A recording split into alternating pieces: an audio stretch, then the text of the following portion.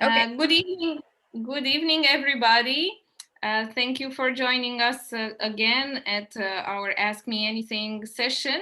This evening we have as a special guest Viktoria Pikovska. Hello, Viktoria. Thank you for joining us. Hello, everybody. Hope you're doing well. Thank you so much for having me as a guest today. Happy to have you as a guest, and I want to start by first, apologizing that we had to postpone this session by 1 week due to some technical problems, but we're happy that we could pick it up so quickly. And also just reminding everybody how this session works. We are having our guest Viktoria, who we can ask any questions. So people from the audience, if you are on Zoom, you can just type your question in the chat. If you are watching us from Facebook, also just type your question as a comment, and we will pick it up and ask Viktoria your question.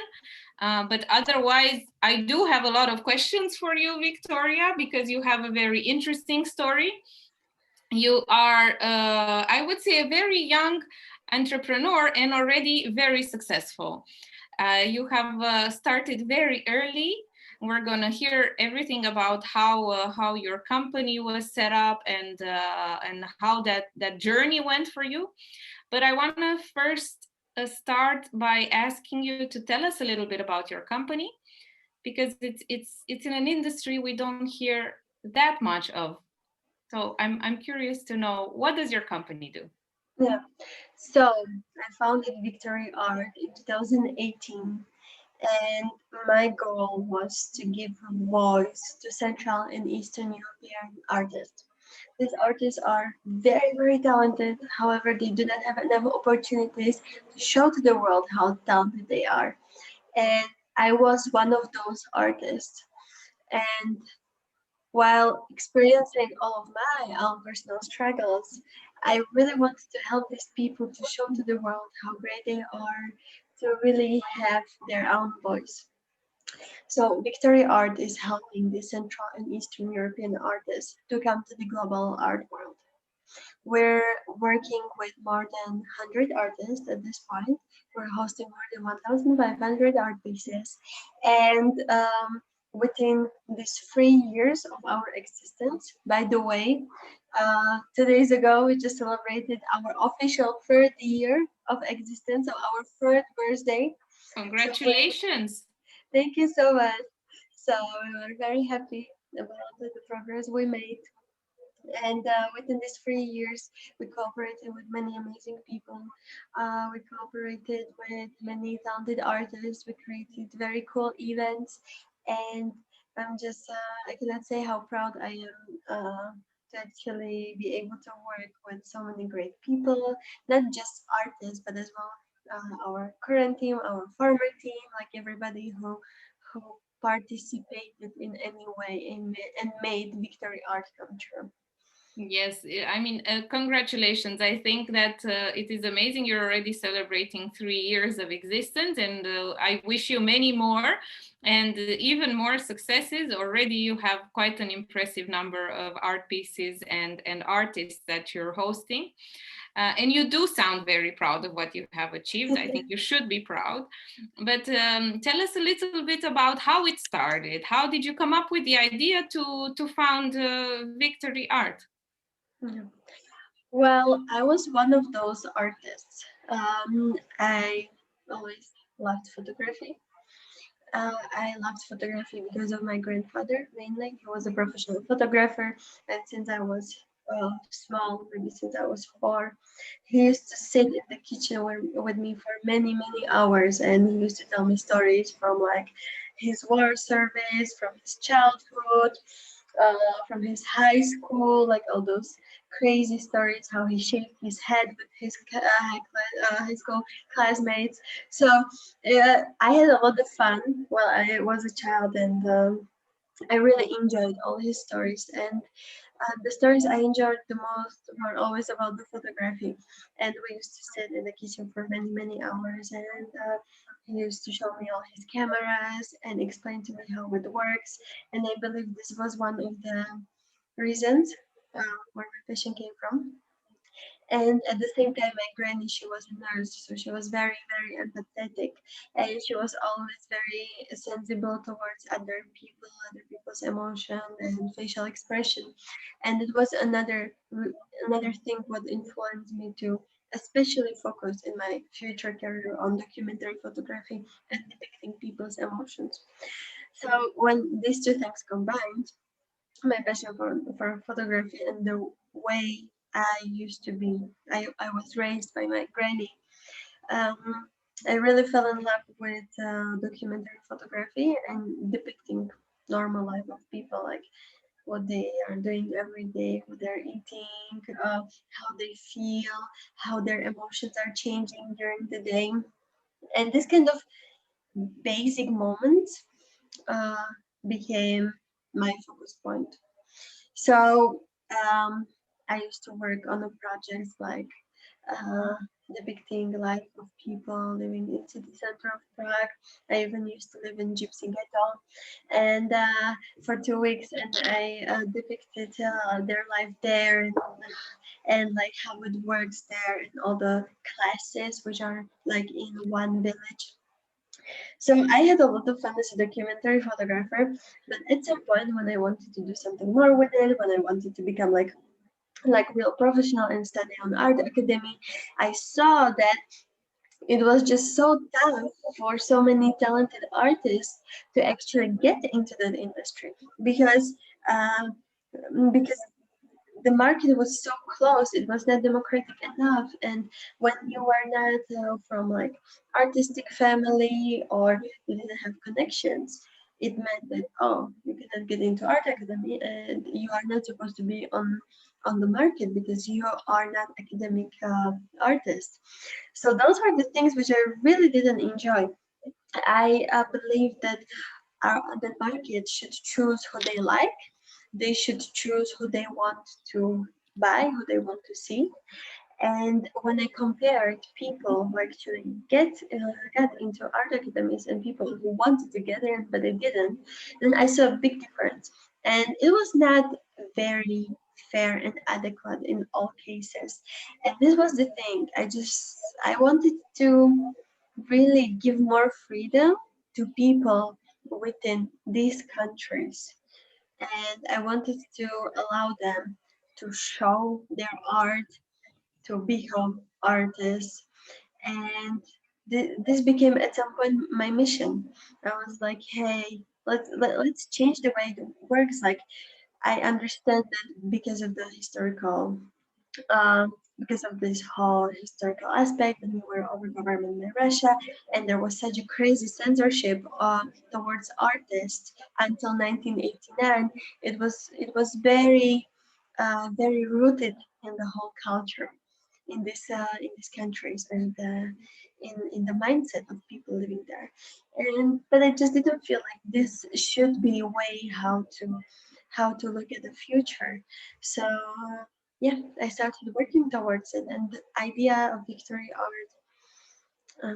I believe I was thinking about VictoryArt even since 2015, but because I was an artist and I had knowledge in art, I had knowledge in curation, I knew art history. Um, those things were definitely very important. However, with this kind of knowledge, you cannot very easily start a company and become an entrepreneur. So when I came to Rotterdam as an exchange student, but in the end, I'm still here, so I actually settled in Rotterdam. Um, Victoria, maybe before you jump into mhm. telling us exactly how you set it up, I think the story of how you came up with the idea and the background that you have and why you think it was an important cause to start a business to help artists. We'll get into that, but I just want to quickly check if we can do something a little bit about your sound because I think it's not perfect. I mean, we can hear you, but there's a little bit of some noise around it. So maybe we can. Okay. Is this better now? want to quickly check if we can do something a little bit about your sound. Because Oh, now I hear my echo. Is this better now? Yes, I think this is better. Okay, I cannot hear you at all. Oh, okay. So you cannot hear me. Yeah. Then that's a problem.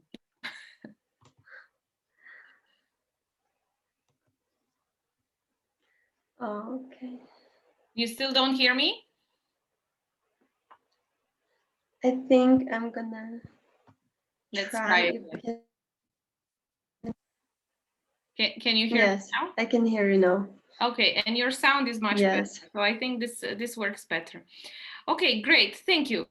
Okay. So you told us a lot about the inspiration that started, well, firstly for you to go into the art world and to become a photographer yourself, but then also what you saw around you, right? And how difficult it is for Eastern European artists to really strive, not just on the global art scene, but maybe sometimes even in their home countries.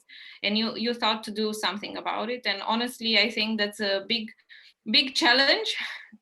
So I'm curious, how did you get started, and how did you think you can help them from Rotterdam, right, where you were at the time?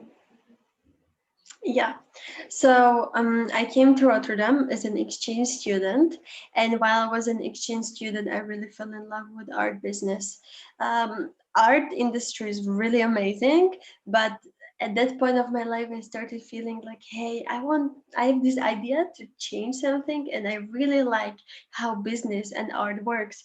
So I started studying more about it, and when I was supposed to go back to Prague, I told myself, I just don't feel like going back there because, don't take me wrong, I really love Prague, but I just didn't feel like that's place for me to be. I really felt like, oh, I should stay in Netherlands. I didn't know why, I didn't know how, I didn't know what, but I just made a decision to stay in Rotterdam. It was very spontaneous decision from one day to another. And in the meantime, I already became involved in entrepreneurial scene. I used to meet many people who are already business owners or who are working on something. And I just felt inspired, and I kind of felt like more brave and more supported. And after I made this decision to stay in the Netherlands, um, I as well told myself, I just don't feel like having just a job, because if I want to have a job, I can just go back to Prague and do normal things, like just like get a job, get a family or something. But I just didn't feel like doing that at that point, and I really felt like, hey, I want to risk it. If I'm not gonna risk it now, like when I'm gonna risk it. So I studied in Netherlands, and my my studies were partly financed by my school and partly by my family. But after like this exchange period, I was not financed by my school anymore because I was supposed to go back. But at the same time, my mom told me like, hey, I'm not gonna support you anymore. Like, come on, you made a decision to stay somewhere, else. You have to figure out things by yourself. You have to finish your studies, and you have to start taking care of yourself. So from one day to another, I had to fix my finances, my thing, like everything, like accommodation and finances, job, like completely everything. And that summer I worked, uh, I had 3 jobs, and there was one which I especially hated, and it was working in a call center. And one day I was there just maybe like for 3 days, but it was such bad emotional experience that uh, that while we had lunch break, I looked down and I saw like children playing there and being happy and like doing whatever they wanted. That I told myself, okay, so right now I'm gonna do something, and I'm gonna uh, do something more with my life. And I have this idea about VictoryArt. Those days it didn't have any name, but I was like, hey, I have this idea about business. Let's do something about it. So I did Qt on the spot, and I went home and wrote like one-page business plan about VictoryArt. And I showed it to few people who were already involved in entrepreneurial scene. And I asked them like, hey guys, like, what do you think?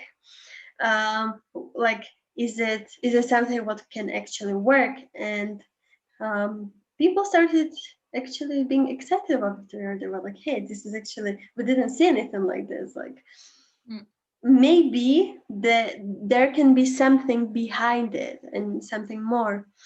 And of course, as a young person who didn't have any knowledge in business or in management or anything, I thought that the only thing I need was money. So that's why I applied to startup accelerators and incubators. And this particular one invited me for a coffee. And after they invited me for the coffee, I had a talk with their program coordinator, and we spoke maybe for like hour and a half about VictoryArt, about what's my vision, what I want to achieve. And while we were talking, he asked me like, "What do you need from me?" And I said, I need money because that was the only thing I was thinking about. Like, if I have money, I can do everything. So then he didn't say anything. He just asked me, what else do you need? What else do you need? And he repeated this question for like 20 times. And I was telling him, I need this, I need this, I need this. I started naming so many different things. So after 1 month, he called me and he was like, hey, we are not accepting you because your company is in the stage of idea. It's not even seed. There's nothing behind it. So it's not good fit for us. Second thing, it's not tech company. It's social impact company. So that's that's not fit for us again. And so we cannot help you. However, I really believe in your idea. I would love to start working with you. And like no strings attached. I just want to mentor you. I just want to help you to grow. And we're going to see where it goes. And this is how it started, how the VictoryArt started. One person started believing in the in idea or the vision that we can change the market, we can transform it, and we can make it better for future generations. And this person, Aditya, by the way, still a good friend of mine. He was with us for like almost 2 years, year and a half, and he really helped us to set up like a stable base for the company. And from this point onwards, we could grow, we could start doing great things. And a lot of people really think that the only thing they need is money, but it's really not true. You need so many other things, but money is really not the number one. It's really an interesting story of how you what we call it Polaris jumped into the unknown, took the risk to start a business without really knowing anything about a business, without having any studies in that area, or without having any maybe examples that you could follow. But you found your way and found your mentors. We have a question from Ingrid saying, interesting to hear that you took a risk by staying in Rotterdam and setting up a business from scratch without a network coming from outside of the Netherlands. Really courageous. Have you taken other risk? Is that part of who you are? Not being afraid of taking a risk if you believe in it? Well, I still do take risk. I do take risk, probably not that big as those days, because of course that was a massive decision. But I'm taking other smaller risks. For example, I moved in with my partner after a few months of dating. That could be one of the risks, but paid off amazingly. Another risk can be that we scaled VictoryArt pretty quickly in the past few months. And that was as well the question, are we ready for it? Are we ready to do that? We keep working on scaling the company more and more. And that was actually something what I was discussing as well with one of my advisors. I was like, can we actually do it? Like, are we ready? Are we ready to manage it? Because one thing is like managing the team, but then other legal and administrational things you have to cover as a founder, and the whole responsibility which is coming on you. That's another thing. But yeah, I'm still taking a risk. And I believe that the fact that I was not in business scene was the best thing for me, because I literally jumped into unknown. I didn't know what to expect. People were telling me like, "Oh my God, it's gonna be very tough." I was like, "Oh, it's gonna be very tough, but it's like 5 times as tough as I thought it would be."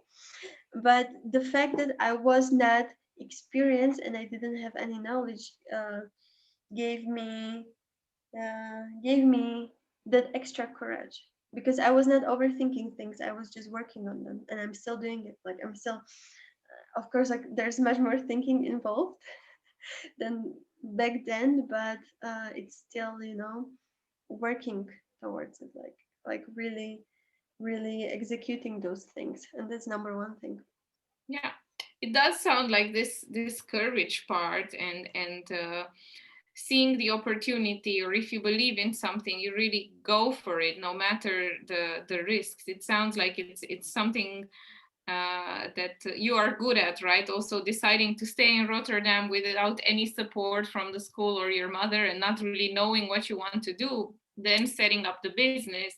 It sounds like you're really brave enough to take those opportunities when you see them coming. Um, I'm curious also to know, how was it really in the beginning? Who was your first artist? How did it really start to come into shape? Yeah. Well, in the beginning, no one knew about this, of course. We even didn't have a website. So in the beginning, it was that we really had to talk to artists, and we really had to approach them. So it was like, "Hi, we are working towards this. Are you interested to join?" And many artists, they were really interested to join and to like get featured on Instagram, because VictoryArt was first on Instagram, and then at some point we created the website. And these people, yeah, were very open towards it. But then, of course, like when we transformed to a website, it, of course, it had different like legal obligations. People had to sign a contract that, hey, you can actually publish our art pieces, we can use your art pieces for promotional activities, and of course, like promoting you. So artists were still open, but of course, the fact that they had to give us so many things, that became at some point challenge, but it was not a tough thing to overcome. And our first artist was Andra Eret. I can actually show you an art piece. I have actually her art piece in my bedroom. Wow. So yes, this is art piece with 24 karat gold, so you can see how shiny it is. Wow. Yes. Impressive. So, yes. It is really, really nice. Yes. She was one of our first artists, but at the same time, she's one of the artists we're as well working the most, because she's just so amazing, to create events with, to communicate with our clients. So she became very, very close person. I would say even like a friend for us, for the whole VictoryArt team, and she's massive supporter of VictoryArt team as well. So she was not one of the artists that you knew from your previous life as a photographer. She just No. liked the value proposition of VictoryArt, and she also took the chance and wanted to try it out. Yes. Like in the beginning, no one knew about this. No one knew like what we're doing. No one knew our names. Like, of course, it was tough. People were like, "Hey, why I should actually work with these people who didn't achieve anything yet. They just want to do something," and that's a very valuable thing, because when you're starting, people do not trust you. They do not believe in you. But once you actually show a result and you show like, hey, we're actually really working on this and we're really growing and this is what we achieved and this is how big we are right now, people want to suddenly join because they see the success. And so we had even many people who didn't want to work with us in the beginning, but right now they're messaging us like, hey, can I join, please? Can I still join? Like, I'm sorry that I said no. And they were already like maybe like 15 or 18 people who did that. So this of course nice, but much nicer thing is to actually find people who supported you from the beginning, you know, when you didn't show any results, when you just had vision. So that was very nice thing, and that's what I personally appreciate the most. I appreciate people who believed in us when we were when no one knew about us, when there was nothing behind, and that's definitely has a very special place in my heart. Yeah, definitely. And besides your first artist, what were other turning points in your career so far? Turning points in my career. Okay, first artist, first platform. Definitely the first exhibition in Rotterdam. It was pretty big event. We had almost 180 people in a very small room, so there's nothing what would be possible right now. But it was definitely exciting event. Another thing was to cooperate with World Trade Center in The Hague and to do a very cool event there, as well with politicians. And another thing was when we started cooperating with disabled artists from Slovak Republic. They're completely deaf and completely blind, but at the same time they're still painting because they really love uh, creating for the sake of expressing themselves. There's nothing what they want. Like they don't want to be liked. They don't want to be appreciated as an artist. They just want to express themselves, and because that's the only way how they can express themselves. And this is the purest form of art. And the fact that VictoryArt is the only company in the whole world which can actually cooperate with them gives me amazing feeling of proudness, because we can support amazing cause, but at the same time show to people amazing art. So that's the best thing we as an art company can do. So Yeah, that's so well, you're supporting all sorts of artists, right? It's a very diverse range of artists, including the disabled ones, which really what you're saying sounds really interesting. I mean, I would also be very curious to see the art of blind and deaf people. So it's really interesting. Um, and definitely another thing was the fact that we opened office in the city center of Rotterdam next to Markthal. And the last thing is that I always wanted to have a tech company. I have no tech background, absolutely nothing. In the past year, I learned how to code. So I can read code, I can create something, but it's still pretty basic. It's not JavaScript, it's just HTML.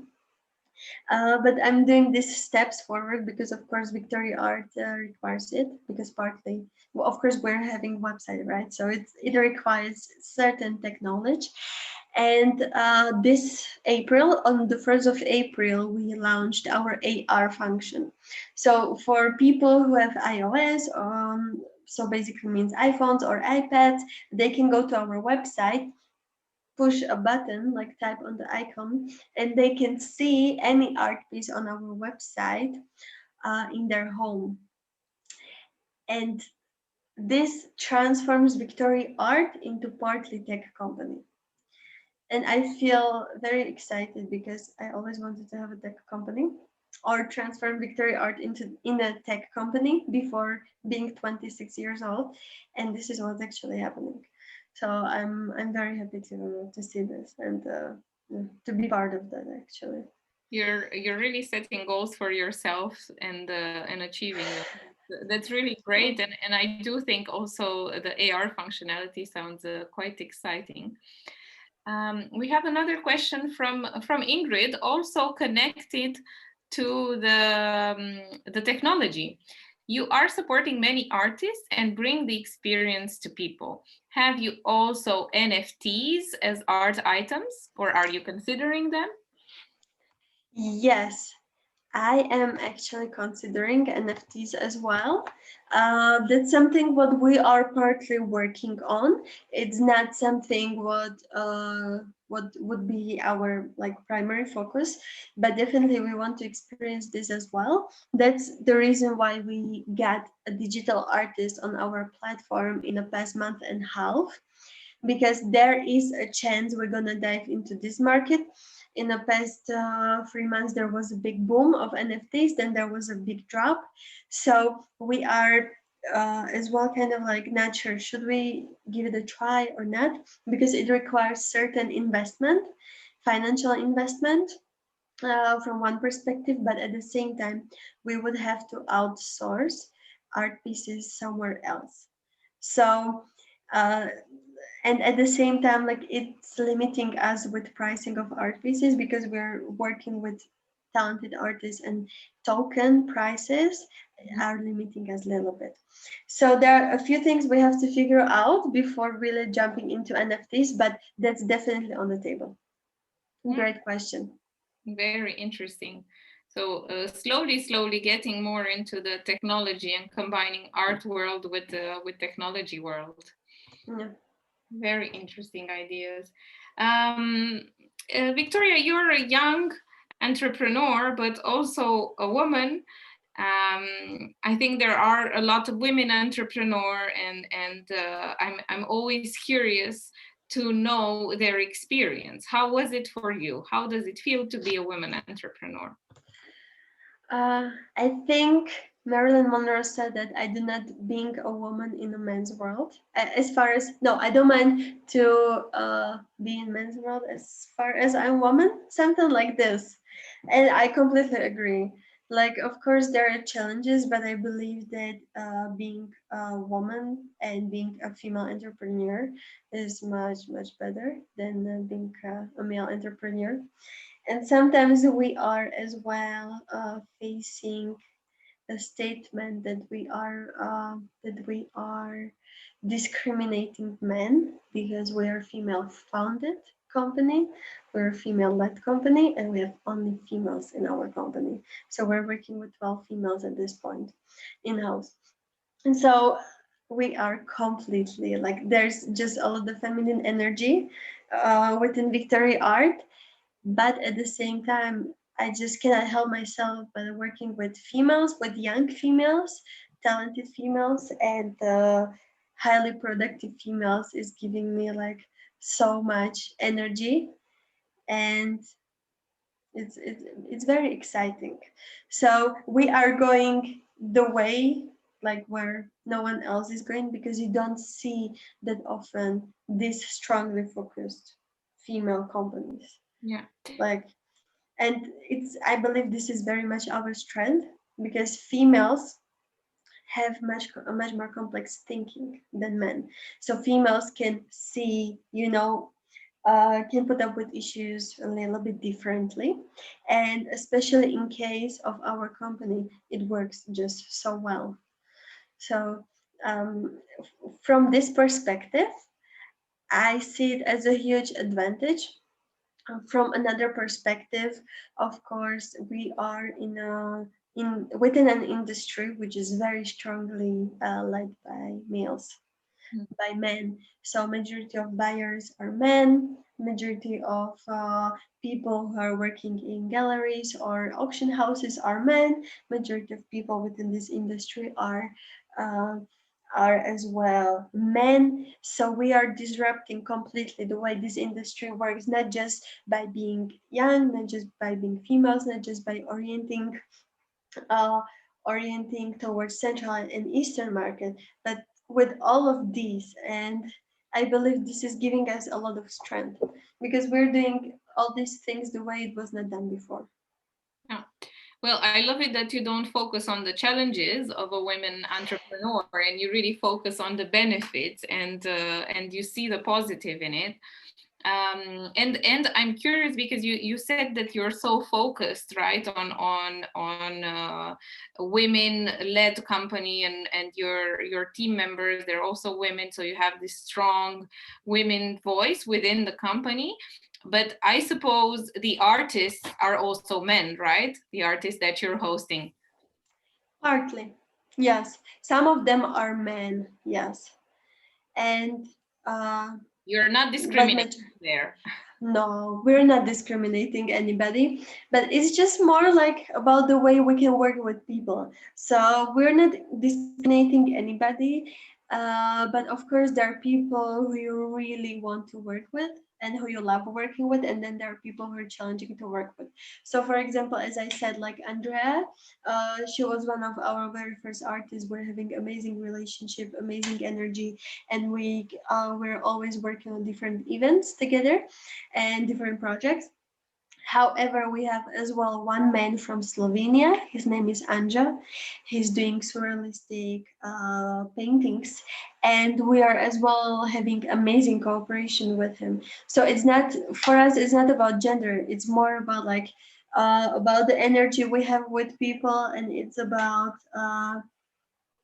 the result, like the end result we can create with those people. Yes, of course. So, yeah. Of course. Very, very interesting. Um, and we also talked, of course, before this meeting, and I remember we talked a little bit about the challenges of being a women entrepreneur, but this time we focus on the benefits. I remember you mentioned about some of the interactions with investors, that they're not always the easiest interactions, right? And sometimes, even though you really do need them, or it would really be of importance for the company or for the artist, there are moments when you really have to say no to investors. That also takes a lot of courage. Do you want to share a little bit about that? Yeah, of course. So a lot of people who are buying art are usually like richer old men, and it happened a few times that they just thought that they could maybe take advantage of certain things. Uh, However, I'm also, of course, like from Slovakia, so my morals are very strong. At the same time, I was raised by my mom, and my mom has very, very strong morals. And yeah, basically, like I was raised the way that no money are worth, like giving up on yourself, giving up on what you believe in, and that the most important thing is how you feel about yourself, if you're content with your decisions. And that's how I make my decisions. So even though like some things will have so many advantages, for us as a company. In the end, it's not about the company. In the end, it's still about me as a person, me as a human being, and um, the same. Uh, the same is for our team. So I'm actually perceiving this thing from point of a leader, being a leader. I'm I'm thinking about it that, hey, would I want one of my teammates to do something like this? Hmm. And if the answer is immediately no, why would I want to put myself in that kind of situation? I would not be willing to put, any employee or any teammate of VictoryArt. It just doesn't make sense. And running a company and having a company is cool thing. It's a massive responsibility, but it's definitely not worth to uh, to not being true to yourself and to your own values. Is that worth that? Yeah, definitely, definitely. That's really a good and strong moral compass that that you're holding on to, and I think the most impressive thing is that you do so despite the young age that you were probably at when you were confronted with such decisions. So that's really indeed. Impressive. And I mean, actually, impressive is a strong word, but it is admirable that you hold on to your moral compass and focus on building the company in a way that is true to yourself. We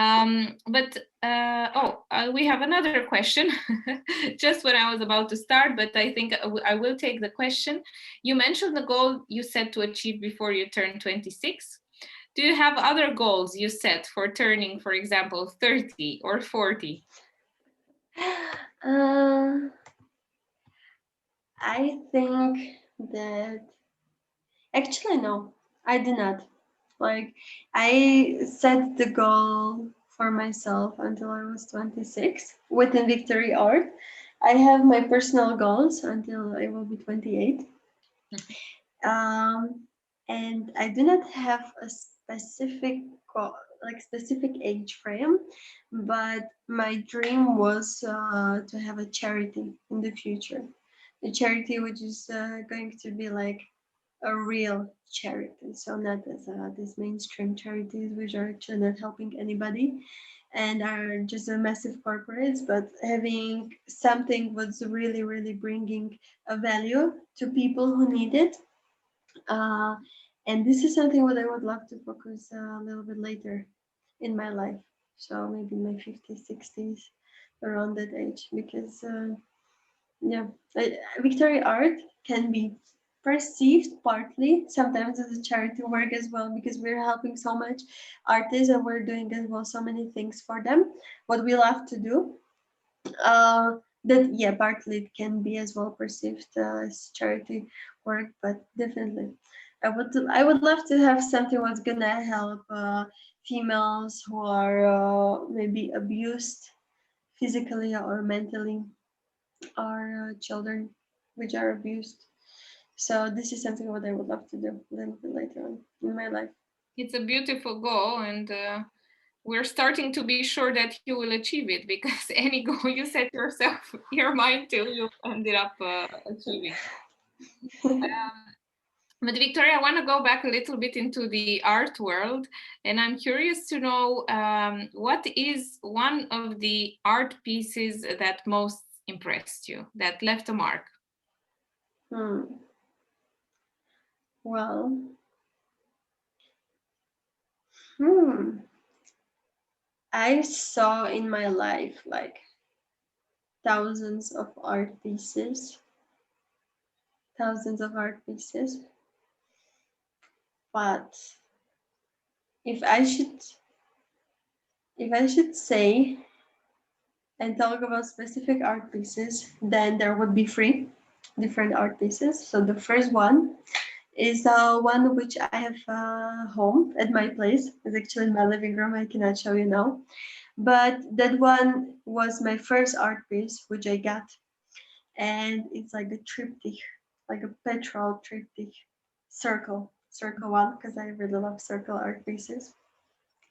And that's in my place. And when I saw it, that was the moment when I realized, like, this is actually like I feel what people feel, like this passion purchase, like this passion investment. So that was the first one. The second one was when I saw art piece of a disabled artist, the ones we cooperate with, and there was a small art piece which was kind of orange, a little bit black, a little bit yellow, but it was created with their hands, and they put different pieces on that art piece. So like a paper, like different materials, like very different one. And in the beginning, you would think like, oh, what is this? But when you actually understand the meaning behind it, you get like why it's so precious. So there would be the second one, and the third one would be a sustainable art piece, which we have in our office. So it was delivered to us when we had one of our exhibitions, and it was circle one as well.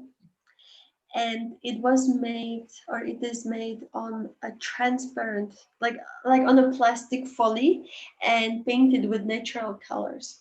So everything about that art piece is sustainable. And I really love when art is connecting with like a bigger purpose, like sustainability, supporting disabled people, because art by itself, it's beautiful, it's stunning thing, but if it connects with something more, and if it depicts a little bit more than just your own emotions, if it depicts disabilities, if it's supporting disabled artists, if it's like protecting our Mother Earth, and really reusing something what will be otherwise thrown away, that's the best thing what can happen.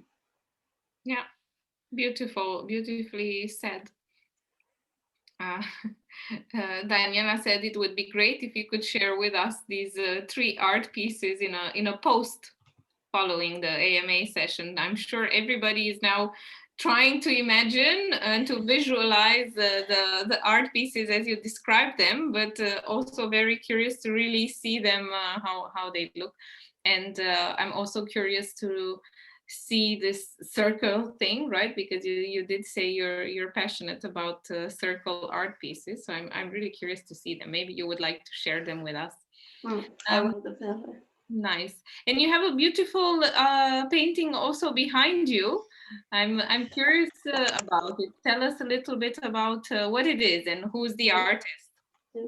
So this is a painting by one of my friends, but as well VictoryArt artist, and as well our first graphic designer who created the whole branding behind VictoryArt, and she painted this art piece. I really love it because it's very minimalistic. I love minimalistic things. Everything in my bedroom is white and minimalistic, so it perfectly fits. At the same time, it has a yellow part, what's my favorite color, and the whole VictoryArt color. And this painting, she made it after um, she overcame a certain issues in her life. So below this painting is another painting. So it's it was her face before, and she painted it first in Russia because she's from Russia, and that's why she's as well part of VictoryArt. But after she came to Netherlands, she went through abusive relationship, and she changed so much that she couldn't look at that same face again, because she felt like, hey, I changed myself, this doesn't depict who I am anymore. And she felt like, hey, I'm like tabula rasa, what's I believe Greek term um, for basically being born without any uh, any opinions, any any knowledge, exactly like a blank sheet. So you're born like a blank sheet, and you're about to write on that blank sheet with your experiences and your opinions and people you're interacting with. So this is supposed to depict her blank sheet. And the yellow one, the yellow color, is a color of enthusiasm and positivity, and like better things in general. So this is supposed to depict like her better future. Beautiful, beautiful. And that's the name of the painting as well, Tabula Rasa? Does it have a name? No, to be honest, we never named that painting. Like never. I think some paintings just doesn't have to be named. It's Yeah. it's really about the feeling you get Yeah. get from it. It has a beautiful story. It really does. Also, tell us about the future of VictoryArt, right? You already mentioned this option of going into NFTs, But what is your vision for VictoryArt, and what are some of the steps that you still want to take with it?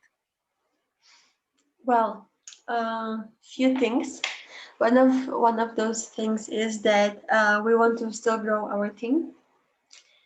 Another thing is that we want to grow to different markets. So right now we are within Europe mainly, but I want to try different markets, so like USA or Asia. Another thing is that I want to dive more into tech. So not just within like NFTs and blockchain, but as well I want to dive more into Android AR and see where things go and just give people like better user experience. Uh, Another thing is um, that I want VictoryArt to be #1 place where people will go to buy art. So if you think like, hey, I want to get art from Central and Eastern Europe, you will think like, oh, VictoryArt, this place to go. So it's more like create such a strong brand that when you think like, oh, I want some sweet drink, you think about Coca-Cola. Majority of people think about Coca-Cola, right? This is sweet drink. Can be Fanta, but majority of people think about Coca-Cola, not Pepsi. So something like this, like I want to create such a strong brand in people's minds that they will immediately think about VictoryArt. Yeah, and you want to stay true to or stay focused on the Eastern and Central European artists. Is that something that will remain core for VictoryArt? Definitely. Definitely. That's #1 thing. Like we're not gonna change it. And there are so many people who are coming to us and they're like, hey, I have idea for this thing, for this thing, for this thing. And in the beginning when I started, I would say yes to almost everything. And when I read in like these books of different entrepreneurs, you have to learn to say no to different people, to different opportunities. I'm learning to say no, and I learned to say no in the past year a lot because many people will come with different ideas and they will think like, oh my god, it's gonna be so cool. But if you're gonna start working on these ideas, you will just lose your focus. And that's what I don't want to do. Like VictoryArt just and me as VictoryArt leader, as the CEO, I have to be focused on a few things. And I really have to say no to many things in order to really be focused on our growth and on the growth of what we really want, why we started, and like be on the same path and be consistent with what we're doing. Yeah. Really really strong mindset to focus and to make an impact for the Eastern European artists. One last question from the chat. If you could ask our listeners for something, what would you ask for? I would definitely ask them to go to victoryart.eu to check our artists, to browse through our website, and to check our social media, follow us, and like us. Because these things might seem for some people as a small things, but that can make actually a big difference for a growing business.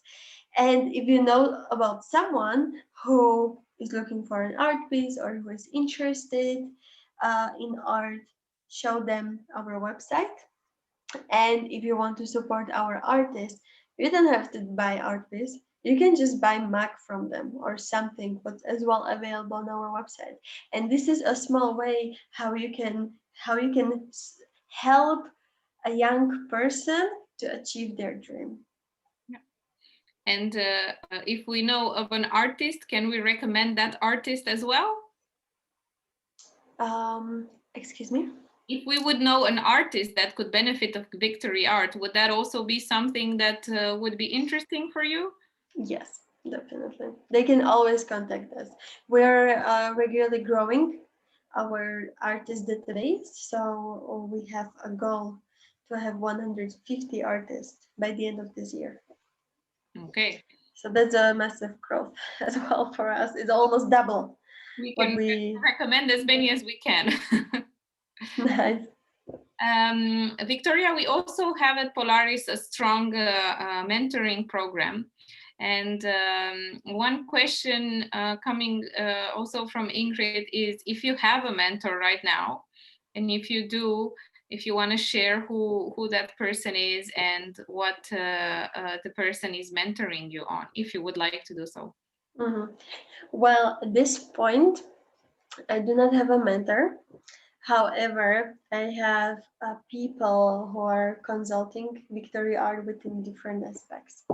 So it's not necessary mentor for me, it's mentor for business, if we can say it that way. We're working with consultants from different countries, and as well, we're having consultants for different things. So we're having financial consultant, we're having business development consultant, marketing consultant, website consultant, many different things. So I think it will be pretty complicated to name specific people right now here. However, um, I I am without a mentor for a few months, and I feel the need to again have the mentor because it definitely helps you to grow and helps you to grow quicker. So in general, if some people are thinking whether they should get mentor or not, you should definitely get the mentor. Like go for it. And a lot of young people are as well struggling like where to find mentor or like how to approach person to become my mentor. You don't have to. You can just ask those people, hey, can we grab a coffee? I would really love to talk to you right now. Maybe like I would love to invite you for dinner or something. But this is a great way how to learn something from people who are much more skilled than you are, and in a very nice way, in a casual way. And having a mentor doesn't necessarily mean that you have to all the time solve some things, but it can be just like having a nice discussion about their previous experiences. So. That's a really a nice way to promote mentoring and to really encourage people to go for it. And I really do hope that you will find your next mentor to help you in your steps further. It was a very interesting story, Viktoria. You shared a lot with us, and it is impressive that you achieved so much in such a short time, that you had the courage to take the steps to really work on your vision and make it happen. And I do wish you that all the future steps that you already have in mind, and maybe even those that you cannot think of right now, but that they will come, that you will achieve them, and you will become that brand on everybody's mind when they think about Eastern European and Central European art. I think it's a great cause. It's great that you are offering the scene to these artists. It's great to offer them a helping hand, and art has so much more of a helping hand to all of us than we sometimes think of. So it's definitely something worth working for. Thank you so much, guys. Thank you for your kind words. Thank you for all the questions from people here, from people on Instagram and Facebook. At the same time, thank you to everybody who is here, who is right now watching the Instagram live. And guys from Polaris, I'm very excited to join you for your summit on the 17th of May, which is going to take place as well online. And I will be one of the speakers there. So definitely, everybody who is listening now, if you're free on the 17th of May, do not forget to join the amazing Polaris Summit. Thank you. We're really looking forward to seeing you and talking to you also on the 17th of May. We're really happy that you got to tease a little bit today with the AMA session, and curious to hear even more then. And thank you for joining, Viktoria. Wishing you a lot of good luck, and talk to you very soon. Yeah, thank you so much. Have a nice evening, everybody. Have a good evening. Bye bye.